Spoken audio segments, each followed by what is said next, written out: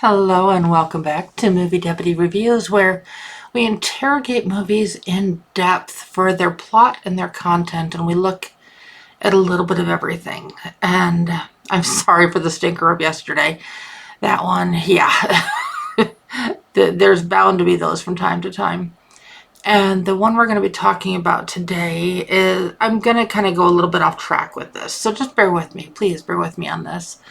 The movie that we're going to be talking about today is called The Christmas Letter.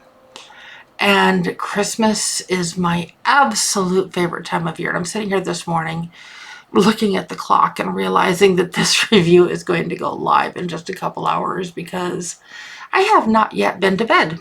It's just been one of those nights. And I have been sitting here in my office and trying to put together some stories to share on the Movie Deputy channel that go a little bit more personal. And like I said, this is my favorite time of year. Christmas is my all-time favorite holiday, but you know, it really shouldn't be. And movies like this kind of bring up forward why it really shouldn't be, at least for me. In this movie, the big kind of focus of this movie is the little green monster that is within all of us, the thing of jealousy. Now you may be wondering where I'm going with all that, but I see happy Christmas movies. I see these happy ever afters and happy endings. And growing up, that was not what I experienced. I'm not going to share all the sordid details, but I tear up not so much because it's just emotional, but because I know what it's like to want that. And in this story, we meet Joe Michaels and his family. This movie I am giving a tentative innocent rating to. There is some stuff in here that's maybe not for the youngest of audiences, and a lot of the theme of the movie is not adult in any way, shape, or form, but there's a little bit of language and stuff.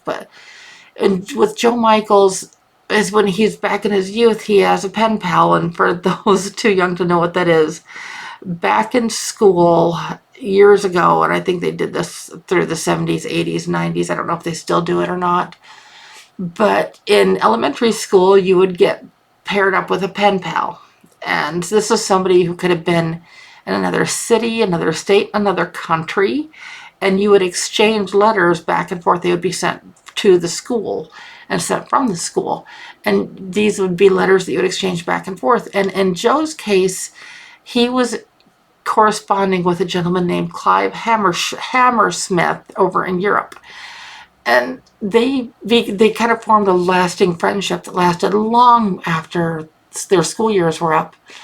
But as you probably remember, the name of the movie is called The Christmas Letter, and every year Clive sends this Christmas letter to all of his friends and all of his family, and it's about all of these grand things that him and his family have done, and these travels and these celebrities and just the pish posh of the pish posh.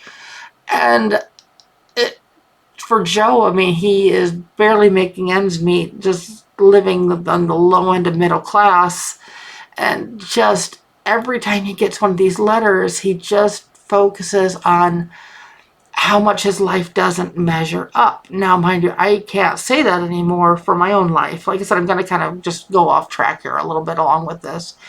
I have been so blessed to come as far as I have in life. It's like, look at this. I started my own company 10 years ago, and now look where we're at. But there are things that just stay with you, certain pains from childhood, certain things, certain memories. And I am going to share a few of those as we get closer to Christmas, but I'm going to be sharing them on the Movie Deputy channel, which is where all of our bonus content is. But I will let you know right now, be prepared with the tissue, because as hard as they are to share, they're going to be even harder to hear. So I hope you bear with me through all that. But with this, when we see Joe going through all of these, he is just determined to try to make some big memories with his family. And just as he's prepared to do that, life just throws him another basket of lemons and changes a perspective of something in his life that completely changes everything for him and his family. So in order to have any chance at making these dreams come true, he does something else that's very rash and very just, you're like, what in the world are you doing? But it puts their entire future at risk. But he is going to have he wants to do something for an entire year so he can write this amazing Christmas letter back to Clive and go, look what my family did. And the thing is, it's not about that. I always say life is about making memories. And what Joe had to learn the hard way is that that's really what life is about. And in doing so, he almost loses his family. So this is a bit of an emotional roller coaster. I laughed, I cried. You'll recognize a few familiar faces in this story as Chevy Chase, and a few other faces from back in the day are going to make an appearance. Now, mind you, this feels like it's almost a direct play on Christmas Vacation, the classic Christmas movie. And it loosely is, but it's not directly tied to that. But like I said, you're going to recognize some faces. And honestly, it's kind of how some of the humor plays out. It's kind of right along that same path as well. So if you've ever been a fan of the National Lampoon's movies, this is one that will definitely get your attention. Now, I will say I gave the Christmas letter a 5.5 out of 10 on the deputy scale. For as awesome and as heartwarming as it is, it's equally as cringe. I mean, there's being cheesy, and then there's taking cheese to the whole next level with the crackers and the entire charcuterie board. And this is almost at that level with a few points. And like I said, I'm giving it a very tentative, innocent rating on that, just because some of the content you're just going, what? Why? Really? And I do want to touch on a dedication that's in the credits of the movie. A lot of people, as soon as the credits start, they hit the off button or they hit the switch, and like if they're in the theater, they get up and leave at that point. So a lot of these never even get seen.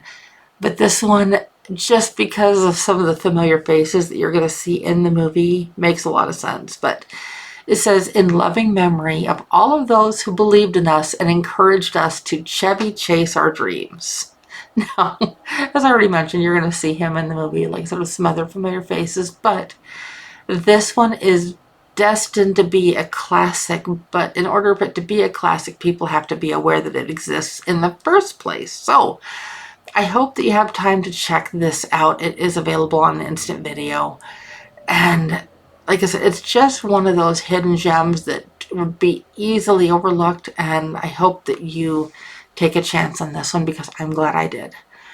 But as always, you know which buttons to push to get the latest and greatest movie deputy content. And as always, I'll be back soon. Bye-bye.